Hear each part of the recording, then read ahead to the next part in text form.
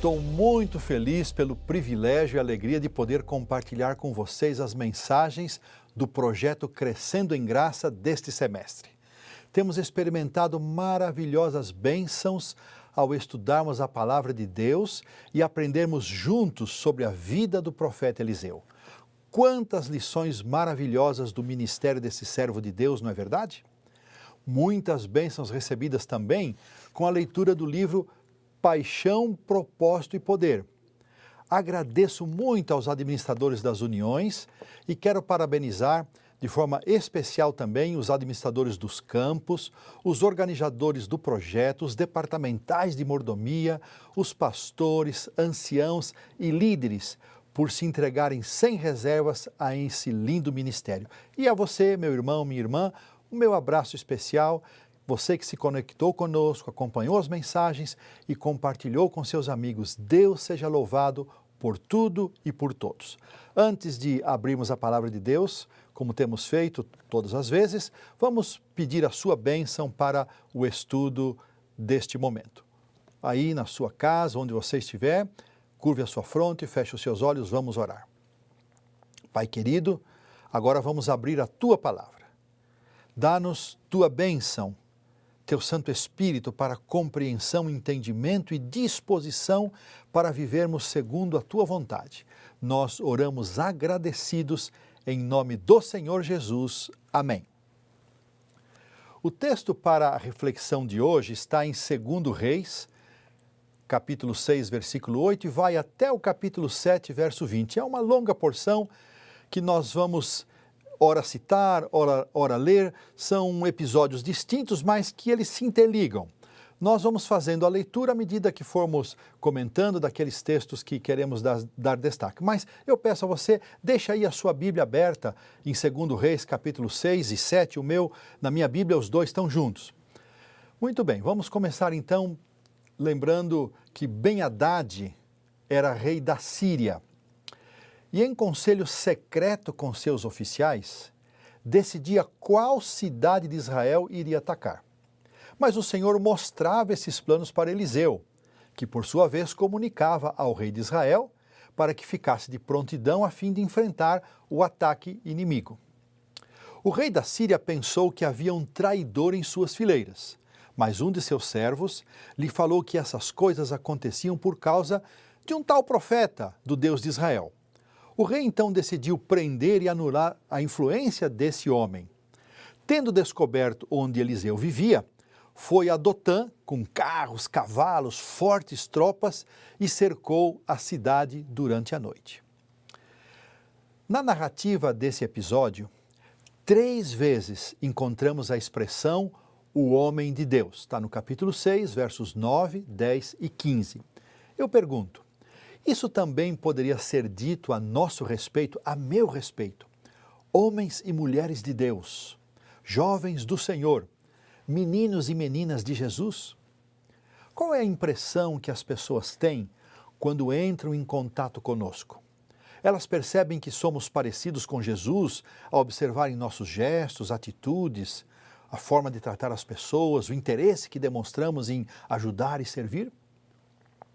Curiosamente, essa mesma história menciona que 3 vezes Eliseu orou. Coincidência? Claro que não. A oração é um dos grandes segredos de uma vida cristã vitoriosa. Nós somos muito bons sobre oração, nós sabemos muito sobre oração. Sabemos dizer frases lindas, citações fantásticas. Mas e daí? O que adianta tudo isso? Por que é que nós oramos tão pouco? Essa é a questão. Há muitas razões, mas talvez a mais séria seja o senso de independência e autossuficiência que caracteriza o ser humano, a natureza pecaminosa. E Deus, irmãos, precisa transformar nosso coração. E essa obra de transformação, ela não terminou no dia do nosso batismo. Eu conheci a irmã Francisca na cidade de Tatuí, São Paulo, sede da Casa Publicadora Brasileira, onde tive o privilégio de trabalhar e viver por 10 anos. Depois de ter pregado um sábado na igreja que ela frequentava, a irmã Francisca fez amizade comigo e com minha esposa e por muitos anos ela ligou para nós, sempre às sextas-feiras, perto do pôr do sol. O contato dela era muito rápido, bem objetivo. E ela pediu oração pelos 3 filhos. Ela então dizia, pastor, por favor, ore. E aí mencionava o nome dos 3 filhos. E ela sempre terminava assim, o Senhor tem uma obra para fazer no coração deles. Gente, foram tantas vezes que a irmã Francisca ligou, que um dia eu concluí que ela estava sendo usada por Deus como instrumento para que eu, Hélio Carnassale, reconhecesse que o Senhor também tem uma obra a fazer no meu coração. A partir daí, eu passei a pedir para que Deus fizesse a obra necessária no meu coração. E eu continuo pedindo. Ainda tem espaço, irmãos, para o Senhor trabalhar aqui nesse coração. Ele precisa completar o serviço de transformar, de consertar esse coração pecador. Que tal se você também pedir para o Senhor completar a obra na sua vida? Há uma linda promessa que diz o seguinte, aquele que começou a boa obra em nós, há de completá-la até o dia de Cristo. Filipenses 1,6. Será que eu estou ouvindo você dizer amém? Diga amém aí onde você está. O servo de Eliseu se levantou bem cedo e viu a cidade cercada e entrou em pânico e perguntou ao profeta, ai meu Senhor, o que faremos? Capítulo 6, verso 15. A palavra de Deus, irmãos, tem milhares de promessas as quais o apóstolo Pedro chama de preciosas e muito grandes, segundo Pedro 1,4. Um dos pioneiros adventistas, pastor John Loughborough, cadastrou 3.571 promessas bíblicas, sendo 2.527 para o presente e 1.044 para o futuro. 3.044 estão no Velho Testamento e 527 no Novo. E por que ainda entramos em pânico e compensamos diante das surpresas negativas que chegam para nós? No Salmo 103, Davi afirma que Deus conhece a nossa estrutura e sabe que somos pó, verso 14. É justamente porque somos fracos e necessitamos desesperadamente do poder do Senhor para enfrentar as lutas e dificuldades da vida. É por isso que nós descompensamos, apesar das promessas de Deus.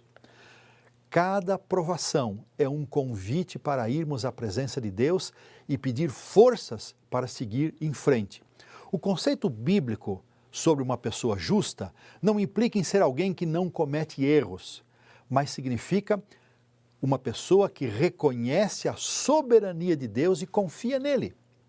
Apesar de falhos, fracos e pecadores, podemos sim, irmãos, amigos, pela graça divina, ser homens e mulheres de Deus, jovens do Senhor e meninos e meninas de Jesus, se tão somente tivermos fé. E não nos esqueçamos que a fé não vem de nós, é dom de Deus, segundo Efésios 2,8. A pergunta daquele moço, que faremos? Nos permitiu receber um grande presente, que nos chega por meio de uma das mais lindas e confortadoras declarações encontradas na Bíblia. Respondeu assim o profeta, não temas, porque mais são os que estão conosco do que os que estão com eles. Orou Eliseu e disse, Senhor, peço-te que lhe abras os olhos, para que veja. E o Senhor abriu os olhos do moço, e ele viu que o monte estava cheio de carros e cavalos de fogo em redor de Eliseu, versos 16 e 17. Que tremendo! Peço-te que lhe abras os olhos. Não é esta uma das mais urgentes necessidades que temos como indivíduos e como igreja? Como precisamos ter olhos espirituais abertos para compreender os tempos em que estamos vivendo. Já é tarde, a hora está avançada. Paulo escreveu aos Romanos 13:11, já vai alta a noite e vem chegando o dia. Não há mais tempo para levar a vida espiritual de qualquer jeito, brincando de ser cristãos, como naquela antiga brincadeira infantil do esconde-esconde. Ele nos acha no sábado e a gente se esconde dele durante toda a semana. Queridos irmãos, é a hora de despertarmos do sono e afastar a mornidão e a indiferença. Como precisamos ter discernimento espiritual para ver com clareza as diferenças entre o falso e o verdadeiro, o mal e o bem, o certo e o errado, o santo e o profano. A linha divisória é muito tênue, sutil, irmãos, e essa mistura invadiu nossos lares, invadiu a igreja. As coisas estão meio misturadas. E as diferenças só podem ser percebidas se comprarmos da testemunha fiel e verdadeira o colírio recomendado à igreja de Laodiceia em Apocalipse 3,18, que é o símbolo do Espírito Santo. Ah, como nós precisamos do Espírito Santo! Você tem orado para receber essa bênção? Por que não pedirmos encarecidamente para que o Senhor nos batize com seu Santo Espírito? Peça essa bênção hoje e amanhã. E depois, e continue pedindo diariamente. Ouvi um amém aí de vocês, meu coração ouviu esse amém. Irmãos, veja que Eliseu não deu uma lição de moral no jovem. Ele poderia ter repreendido o moço, mas não foi isso que ele fez. Ele orou por aquele rapaz, intercedeu por ele. Muito mais do que qualquer outra coisa, nós precisamos amar nossos filhos, crianças e jovens. Precisamos rogar por eles, que é mais forte do que só pedir, interceder em favor deles. Você que é mais maduro como eu, peça a Deus para que os olhos desses rapazes e moças, desses meninos, sejam abertos para que vejam as maravilhas e as belezas de uma vida com Jesus. Quantas vezes o Senhor fala estas palavras aos seus filhos? Não temas. Na jornada da vida, o povo de Deus, com frequência, se vê em situações de medo e incerteza, mas Deus faz sua presença reconhecida e traz palavras de encorajamento e esperança. O inimigo vive cercando e sitiando o povo de Deus. Por isso também necessitamos ter os olhos abertos para discernir a realidade espiritual que nos cerca. Olhem que linda declaração fez Ellen White. Entre o servo de Deus e a multidão dos inimigos armados, estava um grupo circundante de anjos celestiais. Que lindo! Eles tinham vindo com grande poder, não para destruir, não para reclamar homenagem, mas para acampar em torno e ministrar aos desajudados e fracos servos do Senhor. Quando o povo de Deus é posto em condições de dificuldades e aparentemente não há escape para eles, somente o Senhor deve ser a sua dependência. Profetas e Reis, página 257. Será que eu estou pregando para alguém que se sente cercado, sitiado pelas circunstâncias, tentações, perdas, provações e precisa urgentemente de uma saída? Quando um filho de Deus é cercado por inimigos, sempre pode estar seguro de que a força a seu lado é infinitamente maior do que a do inimigo. Você precisa de um milagre de livramento hoje? Eu estou falando com você, meu irmão, que está se sentindo assim, sitiado. Tenha certeza de que Deus está ao seu lado e mostrará a saída. Gosto desse pensamento de Ellen White, do livro A Ciência do Bom Viver. Nosso Pai Celeste tem 1000 maneiras de nos prover as necessidades das quais nada sabemos. Página 481. Espera no Senhor, meu irmão, confia nele e ele vai surpreender você. Eliseu orou ao Senhor para que os soldados sírios fossem feridos de cegueira e assim aconteceu. Em seguida, foram conduzidos pelo próprio profeta até Samaria, um trajeto de aproximadamente 16 quilômetros, de Dotã a Samaria. Ao chegarem, Eliseu orou novamente e pediu ao Senhor que a visão deles fosse restabelecida, e só aí que se deram conta de onde estavam. Então o rei de Israel, Jorão, perguntou se deveria ferir aqueles soldados. E a surpreendente resposta dada pelo profeta ao rei foi que ele deveria alimentá-los. E assim aconteceu. O verso 23 registra que depois disso não houve mais investidas da Síria contra Israel. Essa é a chamada tática da misericórdia. Lembremos, queridos, que a vingança pertence ao Senhor. Romanos 12, 19, e nós temos que deixar tudo nas mãos de Deus e não resolver as coisas com as nossas próprias mãos. A história de 2 Reis continua contando que, passados muitos dias, o rei da Síria voltou a perturbar o povo de Israel. Só que dessa vez, eles não atacaram as áreas da fronteira entre os dois reinos. Eles cercaram a capital de Israel, a cidade de Samaria. O resultado desse cerco foi uma grande fome, a ponto de comerem carne de jumento, que era um animal imundo. Vamos ler agora o verso 25. Houve grande fome em Samaria, e eis que a sitiaram a ponto de se vender a cabeça de um jumento por 80 siclos de prata, e um pouco de esterco de pombas por 50 ciclos de prata. Que desespero! Um ciclo pesava 11 gramas. Isso significa que a cabeça de um jumento estava sendo vendida por quase 1 quilo de prata, os 80 ciclos, e meio litro de esterco de pomba por 60 gramas de prata, 5 ciclos. Que desgraça! Um dia o rei Jorão, que era filho de Acabe e Jezabel, estava caminhando pelo muro, e os muros daquele tempo permitiam isso, quando foi chamado por uma mulher pedindo ajuda. Ele respondeu: se o Senhor não te acode, como acudirei eu? Capítulo 6, verso 27. Uma mistura aí de incredulidade, sarcasmo, ironia, mas finalmente ele perguntou o que ela queria. Acompanhem o que aconteceu em seguida. Diz o texto: perguntou-lhe o rei: que tens? Respondeu ela: esta mulher me disse, dá teu filho para que hoje o comamos e amanhã comeremos o meu. Cozemos, pois, o meu filho, e o comemos. Mas dizendo-lhe eu ao outro dia, dá o teu filho para que o comamos, ela o escondeu. Tendo o rei ouvido as palavras da mulher, rasgou as vestes quando passeava pelo muro. O povo olhou e viu que trazia pano de saco por dentro, sobre a pele. Disse o rei: assim me faça Deus o que bem lhe aprouver, se a cabeça de Eliseu, filho de Safate, lhe ficar hoje sobre os ombros. Capítulo 6, versos 28 a 32. Que relato triste! Comer os próprios filhos estava entre os castigos previstos para casos de desobediência rebelde aos mandamentos do Senhor, conforme Levítico 26, 29.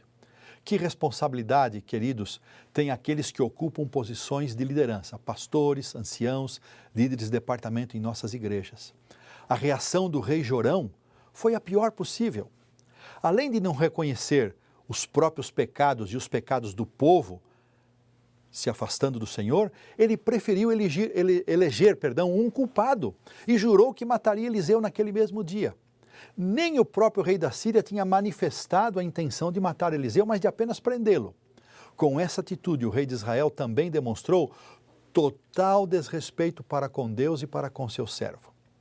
Irmãos, embora os pastores e líderes locais de nossa igreja sejam homens e mulheres falhos e pecadores, imperfeitos e igualmente necessitados das misericórdias do Senhor, ainda assim, nossos pastores e líderes merecem nosso respeito e consideração por sua autoridade e liderança espiritual.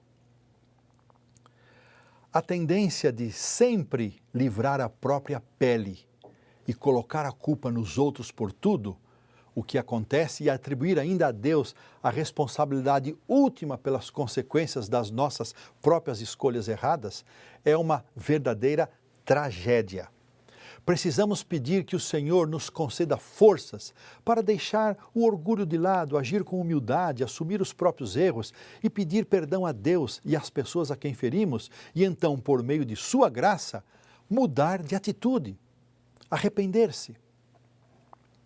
O rei, no seu desespero, enviou um mensageiro para executar o servo do Senhor e em seguida ele mesmo foi ao encontro de Eliseu para ver se a tarefa havia sido cumprida.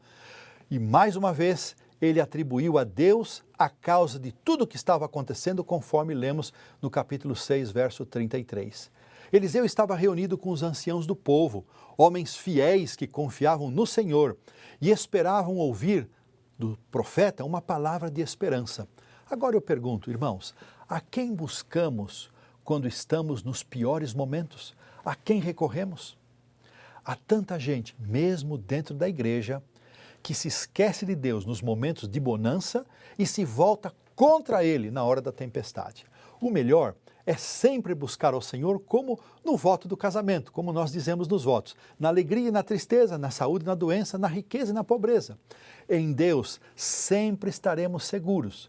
Jesus disse, no mundo passais por aflições, mas tende bom ânimo, eu venci o mundo. João 16, 33.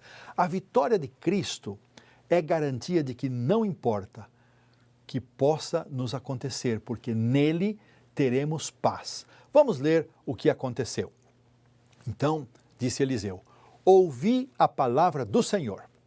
Amanhã a estas horas, mais ou menos, dar-se-á um alqueire de flor de farinha por um ciclo e 2 de cevada por um ciclo, à porta de Samaria. Porém, o capitão a cujo braço o rei se apoiava, respondeu ao homem de Deus: ainda que o Senhor fizesse janelas no céu, poderia suceder isso?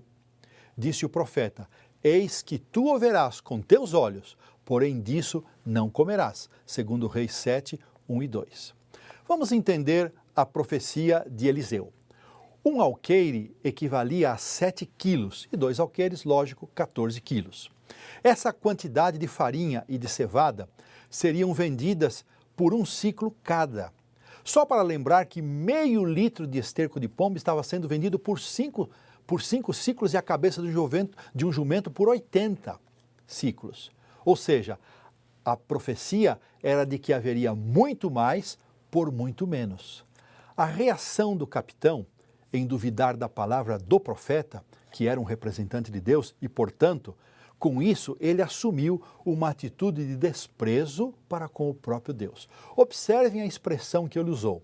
Ainda que o Senhor fizesse janelas no céu, poderia suceder isso? Onde encontramos na Bíblia uma expressão semelhante? Você sabe, mas vamos recordar. Trazei todos os dízimos à casa do tesouro, para que haja mantimento na minha casa. Provai-me nisto, diz o Senhor dos Exércitos, se eu não abrir as janelas do céu e não derramar sobre vós bênção sem medida. Malaquias 3:10. Queridos, antes de condenar e criticar o capitão, cabe perguntar: como nós reagimos diante das promessas de Deus em tempos de dificuldades? Que atitude temos para com o que Deus pede e orienta em sua palavra? Cremos e aceitamos a palavra profética? O preceito bíblico é muito claro, como foi clara a palavra de Eliseu. Cabe a cada um aceitar ou não. O Senhor nos ordena expressamente a trazer os dízimos à casa do tesouro e nos garante que as bênçãos virão em abundância. Temos nós sido fiéis na devolução do dízimo e no apresentar ofertas? Hoje eu quero fazer um chamado para renovarmos a nossa fidelidade com Deus, meus irmãos. Deus tem bênçãos reservadas para nós, mas mais do que isso, Deus deseja o reconhecimento de nossa soberania, o reconhecimento que nós o conhecemos como soberano, como Deus de todas as coisas. Enquanto isso, do lado de fora da cidade, 4 leprosos estavam próximos à porta e começaram a pensar nas perspectivas da vida. As coisas estavam muito ruins para o lado deles. Se entrassem na cidade, o que não poderia acontecer porque eram leprosos, não teriam comida. Se ficassem ali parados, morreriam de fome. Restava uma alternativa e muito arriscada: ir ao acampamento do exército sírio e contar com a misericórdia dos inimigos, o que era praticamente impossível. A morte era o destino certo, era o pior que lhes poderia acontecer em todas as hipóteses. Ao cair da noite, eles foram ao acampamento dos sírios. Quando lá chegaram, não havia ninguém. O verso 7 do capítulo 7 nos diz que o Senhor fizera ouvir no arraial dos sírios ruído de carros e de cavalos, e o ruído de um grande exército, e os inimigos fugiram às pressas, deixando tudo para trás. Os leprosos entraram numa tenda, comeram, beberam, tomaram prata, ouro, vestes, e depois entraram em outra tenda para tomar mais alguma coisa. Foi quando pesou a consciência, e ao refletirem sobre a atitude deles, eles disseram: não fazemos bem. Este é dia de boas novas e nós nos calamos. Se esperarmos até a luz da manhã, seremos tidos por culpados. Agora, pois, vamos e o anunciemos à casa do rei. Capítulo 7, verso 9. Eu gosto muito desse verso. A lição ela é tão clara, óbvia, mas preciso destacá-la. Qual é a nossa reação com respeito às bênçãos que recebemos com o conhecimento da mensagem que chegou até nós? Estamos apenas guardando, reservando para nós? Ou estamos anunciando e compartilhando a salvação em Cristo?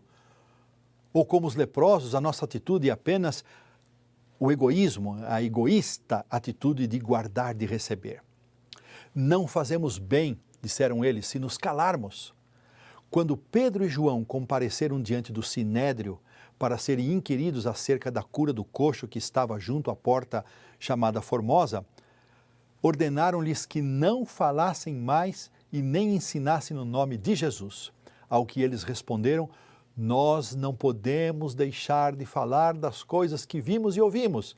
Atos 4:20. Irmãos, quando estivermos tão plenos de Cristo, também não poderemos deixar de testemunhar, de falar daquilo que está em nosso coração. Era noite ainda, quando os leprosos voltaram para a cidade e contaram o que estava acontecendo. O rei, a princípio, duvidou, imaginando tratar-se de uma estratégia militar dos sírios para enganá-los, mas um de seus servos o aconselhou a verificar o que estava acontecendo, e assim fizeram. Então, confirmaram a versão dos leprosos, pois o acampamento estava realmente completamente abandonado e por um longo trecho não havia vestígio dos inimigos. Quando a notícia se espalhou, o povo saiu em disparada para saquear o despojo. O rei havia pedido para aquele mesmo capitão que duvidou da palavra de Eliseu, para que ele guardasse a porta no sentido de tentar controlar e organizar a saída. Mas o povo, com fome, o atropelou e ele morreu. No dia seguinte, conforme a palavra do profeta, se vendia à porta de Samaria 1 alqueire de farinha por um ciclo e 2 de cevada por um ciclo. E o que aconteceu com o capitão que duvidou da profecia de Eliseu? Bom, ele viu com seus olhos, mas ele não experimentou, ele não comeu, porque o povo passou por cima dele. Dos versos 16 a 18, ocorre uma vez a expressão segundo a palavra do Senhor e 2 vezes como falara o homem de Deus. A palavra de Deus, dita por meio dos seus profetas, ela é viva e eficaz e mais cortante do que a espada afiada de 2 gumes. Lemos isso em Hebreus 4:12. Irmãos, queridos, amigos, não compensa duvidar da palavra de Deus entregada a nós por meio dos seus profetas. Pedro a compara essa palavra profética a uma candeia que brilha em lugar tenebroso, segundo Pedro 1,19. A lição é clara. O Senhor nos está chamando para reconhecer a sua soberania e renovar hoje com Ele o nosso pacto de fidelidade em todos os aspectos da vida. E de forma especial, Deus nos está chamando para sermos fiéis com os recursos que Ele tem dado para nós. Quando aceitarmos tudo que vem de Deus, como disse Davi, em 1 Crônicas 29:14, quando aceitarmos que tudo que vem de Deus, tudo aquilo que recebemos das mãos divinas, é daí mesmo que nós devolvemos uma parte para o Senhor. Nada é nosso, irmãos, tudo vem de Deus. Quando nós entendermos isso e reconhecemos que tudo que temos não é nosso, vem de Deus, é dado por Deus, vamos experimentar uma alegria incomparável e vamos desfrutar de infindáveis bênçãos que Ele quer nos conceder. Muitas vezes ficamos contando as migalhas que devolvemos como se fosse um favor para a igreja ou como se Deus precisasse do nosso dinheiro. Muito mais do que os recursos que possuímos, o Senhor nos deseja por inteiro, você e eu, com tudo que somos e temos. José Bates, ao lado de Tiago e Ellen White, são considerados os 3 fundadores pioneiros da Igreja Adventista do Sétimo Dia. Como a família de Bates morava em New Bedford, que era uma cidade costeira, capital baleeira dos Estados Unidos, desde muito jovem, Bates, ainda antes de completar 15 anos, começou a trabalhar em um navio mercante. Depois foi marujo da Marinha Britânica e após a guerra de 1812, ele retornou à Marinha Mercante, tornando-se capitão e proprietário do seu próprio navio. Era um homem de caráter firme, fiel aos princípios cristãos e adepto da abstinência de álcool e fumo. Em 1839, ele aceitou os ensinamentos de Guilherme Miller, cumprindo um importante papel no movimento millerita. O livro Paixão, Propósito e Poder conta uma parte de sua história do capitão Bates, José Bates, no capítulo 2. E eu vou contar alguma coisa dele aqui. No início de 1844, Bates vendeu sua casa por $4.550, com o objetivo de custear suas viagens e despesas na pregação da mensagem da volta de Jesus. Certa feita, ele viajou cerca de 1.000 quilômetros em meio ao rigoroso inverno norte-americano, enfrentando ameaças contra a própria vida e sob condições muito precárias. Na última noite das reuniões em Kent Island, às margens da Baía de Chesapeake, ele e o seu companheiro Herman Gurney foram avisados de que um grupo que estava num bar estava se preparando para matá-los. Diante de um auditório ávido por ouvir a mensagem divina, Bates e seu companheiro pregaram sem temor pela própria vida. E antes que Bates terminasse de apresentar sua mensagem, um homem começou a denunciar a doutrina do advento de forma violenta e se dizia capaz de acabar com ela em menos de 10 minutos. Bates concordou em ouvi-lo, de forma educada, e em poucos instantes, aquele homem estava confuso e perdido. A resposta de Bates demonstrava sua fé sem reservas em Deus e seu compromisso com a pregação do Evangelho. Que resposta ele deu? Disse o seguinte àquele homem: não pense que viajamos quase 1.000 quilômetros pela neve e pelo gelo, pagando tudo do nosso próprio bolso, a fim de lhes apresentar o clamor da meia-noite, sem antes parar para avaliar o preço. E agora, se o Senhor não quiser que façamos mais nada de bom grado, permaneceremos no fundo da Baía de Chesapeake até ele voltar. Mas, se Deus tiver mais trabalho para realizarmos, vocês não poderão nos tocar. Além disso, Bates estava muito feliz por empregar seus recursos e custear todas as suas despesas naquela viagem missionária. Veja, irmãos, que a preocupação não era ser apenas fiel no dízimo, nas ofertas, era dar tudo para o Senhor. E hoje nós estamos chamando vocês a um apelo, mais uma vez, para que renovem o seu pacto de fidelidade com Deus, para serem fiéis na devolução do dízimo e das ofertas.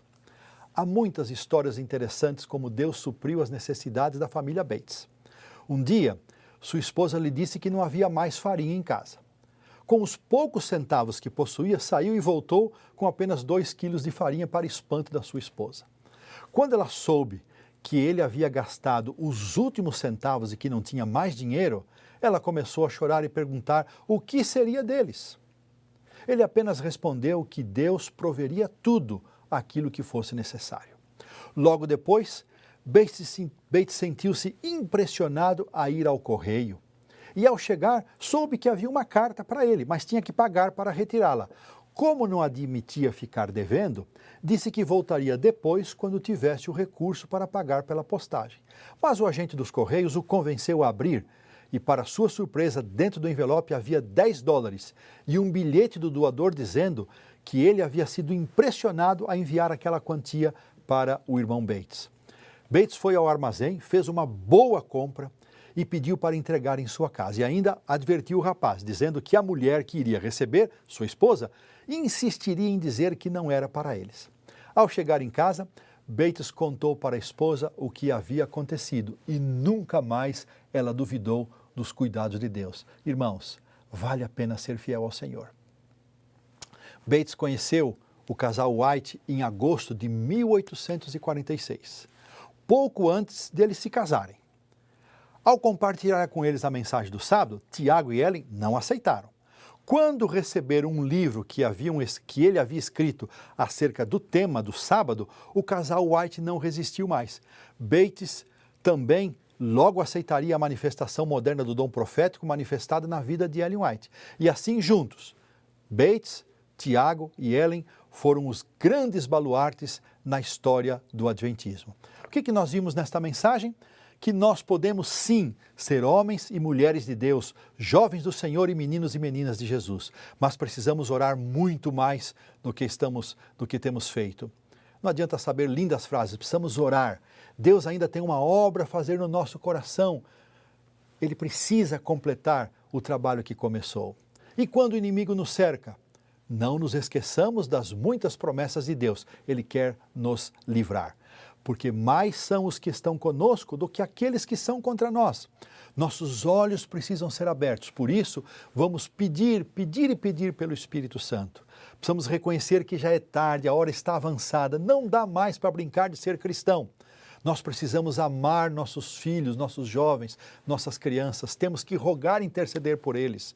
E ao invés de culpar os outros por nossos erros, vamos assumir nossas faltas e pedir bênção do céu para mudar. A vingança, quando formos atingidos, pertence ao Senhor.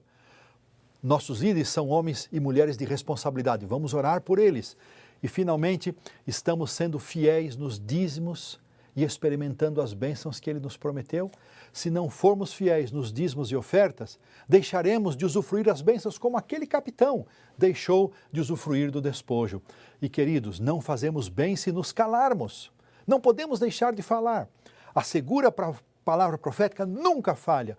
Qual a nossa resposta diante do chamado de Deus para uma entrega total de tudo que somos e temos? E o impressionante exemplo de Bates nos convida mais uma vez a entregar tudo ao Senhor. Que Deus nos abençoe.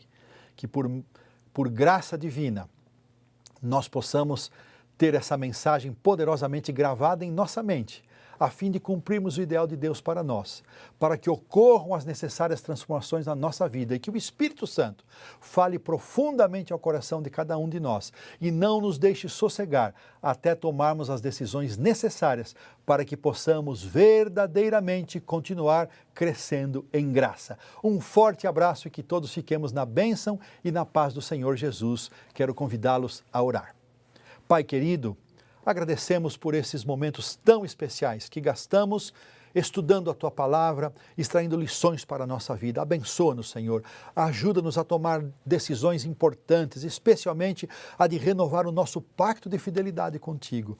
Senhor, escuta a nossa oração e protege-nos com a Tua bênção eterna. Hoje e sempre oramos em nome do Senhor Jesus. Amém.